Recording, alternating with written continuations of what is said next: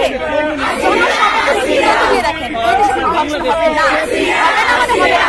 জনগণ এবং এই এবং অপরাধীদের দ্রুত যেন বিচার কার্যকর করা হয় এবং সর্বোচ্চ শাস্তি মৃত্যুদণ্ড দেওয়া হয় এই দাবিতে এবং এই ধর্ষণের প্রতিবাদে বগুড়ার সরকারি আজিজুল হক কলেজ ক্যাম্পাসে সাধারণ শিক্ষার্থীরা তারা মতামত হাতে তারা কিন্তু দেখছেন যে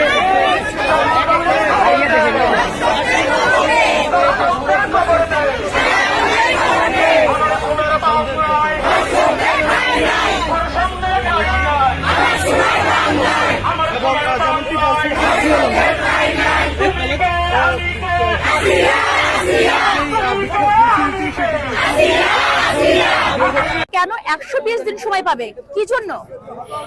আজকে এই দেশে আইন ব্যবস্থার অবনতির জন্য এত ধর্ষণ হচ্ছে।